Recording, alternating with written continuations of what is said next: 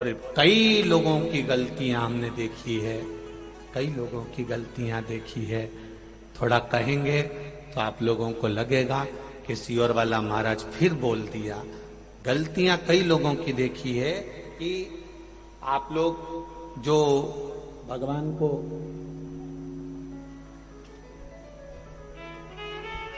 ये शिवलिंग, ये पीठिका, ये शिवलिंग है, ये पीठिका है, ये जलाधारी, ये पीठिका जो है जिस पे शिवलिंग रखा हुआ है, यह माता पार्वती जी का हस्त कमल। कई लोग कहते हैं हम भगवान का पशुपति व्रत करते हैं, हमने ये व्रत करा, वो व्रत करा, उसका फल क्यों नहीं मिला? वो फल क्यों नहीं मिल रहा?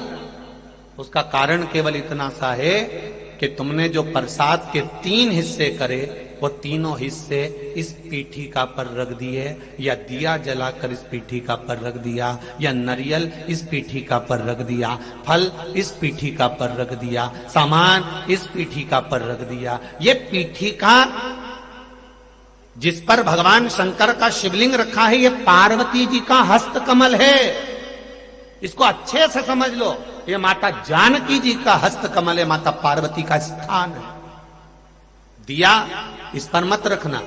3 हिस्से प्रसाद के करे तो जमीन पर करो, इसके ऊपर रखकर नहीं। 3 हिस्से में से 1 हिस्सा भी इसके ऊपर नहीं रखाना चाहिए। भोग भी लगाओ तो नीचे रखो, उसके ऊपर नहीं, पीठिका पर नहीं। कई माताएं तो लोटा भी धर देती है उसी पे। कई माताएं दिया जलता हुआ उसी पर रख देती है। कई माताएं सारा सामान उसी पर रख देती है। अरे भाई, दिया साइड में रखो, पीठिका पर नहीं। जहां शिवलिंग रखा है, ये पार्वती जी का हस्त कमल, यहां तो तुम्हें पूजन करना है। शिव जी को जल चढ़ाकर पीठिका पे जल चढ़ाओ, गणेश जी कार्तिकेय पर जल चढ़ाइए। कितना कितना भाव वर्णन करा गया। पीठिका की तो पूजन करना है और तुम उसी का प्रयोग कर रही हो, और फिर कहती हो कि हमने पशुपति व्रत करे और भगवान ने नहीं सुना। कैसे नहीं सुने? वो तुम नियम तो गलत कर रही हो कि उस पीठिका पर तुमने प्रसाद रख दिया, हिस्से बनाकर 3 हिस्से में से 2 हिस्से उसी पे रख कर आ गई, अब उस पे रख कर आ गई। अब तुम बताओ कि अगर देवी देवता को भोग लगाते हैं तो मुंडा में खिलाएं कि माथा पे खिलाएं? कोई भी सामग्री पीठिका पर नहीं रखना। पूजन करो, जल चढ़ाओ, फूल चढ़ाओ, बेलपत्री चढ़ाओ, कुंकू चढ़ाओ, तुम्हारी मर्जी पड़े चंदन चढ़ाओ, लाल चंदन चढ़ाओ, पीला चंदन चढ़ाओ, तुम्हारा मन पड़े वैसा तुम भगवान की आराधना करो। पर पीठिका पर कोई ऐसी वस्तु ना रखे जिससे पीठिका पर रखा हुआ सामग्री के कारण भगवान का अपमान हो जाए, माता का अपमान हो जाए। भगवान शंकर का शिवलिंग केवल शिवलिंग नहीं होता, वहां शिव और शक्ति तीनों विराजमान होते हैं। दोनों विराजमान होते हैं, और ब्रह्मा विष्णु महेश तीनों उस रूप में विराजित होते हैं। 33 कोटि देवी देवता वहां विराजित होते हैं। ऐसा नहीं है कि आपने गलती नहीं करी होगी। गलती मनुष्य ही करता है, और मानव का पुतला है। गलती तो हर मानव से होती है, चाहे आप हो चाहे हम हो। संसार में कोई अच्छा पैदा नहीं हुआ कि इसने कोई गलती नहीं करी होगी। गलती करो, खूब करो। मनुष्य है ना, मानव का शरीर है ना। कोई तुमसे कहे कि तुम गलती, तो कह देना सियोर वाला महाराज बोलकर गया। गलती करो, खूब करो। पर शिव महापुराण की कथा कहती है गलती करो, खूब करो, पर किसी का गलत मत करो। बस शंकर की कथा यह कह रही है।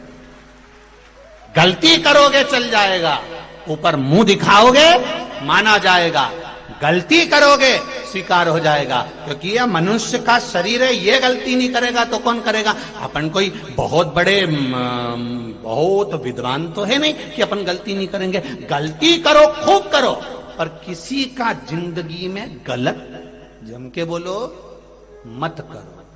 गलती स्वीकार हो जाएगी, पर किसी का किया हुआ गलत स्वीकार नहीं होगा। किसी को धक्का दे दिया, किसी के लिए अपशब्द कह दिया, किसी को ताने दे दिए, किसी को गाली दे दी, किसी का बुरा कर दिया। आप गलती करो तो ये शरीर स्वीकृत करेगा,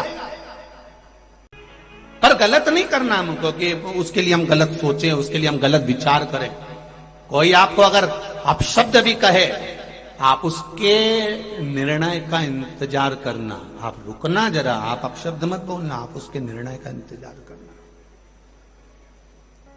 कुरुक्षेत्र की भूमि में आज भी रिसर्च करा जा रहा है कि भगवान कृष्ण ने जो गीता का ज्ञान दिया था, वो गीता का ज्ञान कुरुक्षेत्र की वायुमंडल में आज भी भ्रमण कर रहा है। उस गीता के ज्ञान को पकड़ने के लिए ना जाने कितने यंत्र कुरुक्षेत्र की भूमि पर लगाए गए हैं, उसको पकड़ने के।